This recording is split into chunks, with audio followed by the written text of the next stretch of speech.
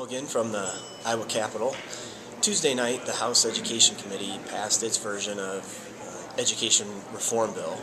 And as I've said in previous updates, I'm really trying to focus on some common ground I think we can find around individualizing students' education, moving away from the more industrial factory model of moving kids through the system at predetermined pace, a lot of testing, formalized testing, standardized testing, towards more individualized lesson plans, using students' interests and passions to lead them through a skills assessment process to make sure that they know what they need to know by the time they're done.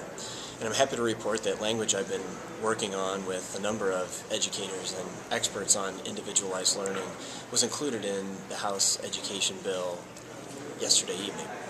The concept really takes the 28 school districts that have already been approved for the competency-based assessment waiver, are currently using competency-based assessments, and getting them together to come up with a model for assessments, for learning plans, for professional development, so that school districts that want to move down this road have a resource available to them and they don't have to go through the time and effort of researching a model for themselves.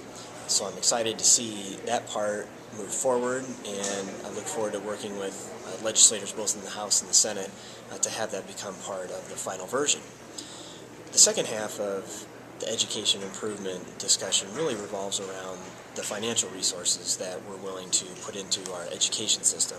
As I've said before, I'm disappointed in the House Republicans' education budget proposal, and I'm going to go into a little bit more detail today about what that means for different lines of the education budget. So the House Republicans' education budget cuts a number of different areas. It cuts $51 million from the governor's proposal for our Regents institutions. That's a cut from last year of about $600 per student at the University of Iowa, $300 per student at Iowa State, and $225 per student at the University of Northern Iowa. The budget proposal also cuts $4 million for community colleges. It cuts $1.2 million for Iowa Guard tuition assistance. It cuts student financial aid through the Iowa Tuition Grant and other programs by $4.9 million, and eliminates Governor Branstad's funding for the Math and Science Initiative to the tune of a $3 million cut.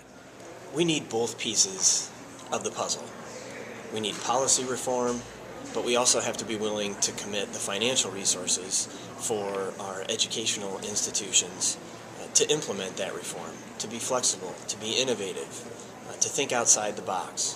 So I'm committed to working with House Republicans, working with the Senate, working with the governor, to not only come up with policy changes that improve our schools and move our students towards a world-class education, but also making sure that those financial resources are available for educators, for administrators, to implement those changes.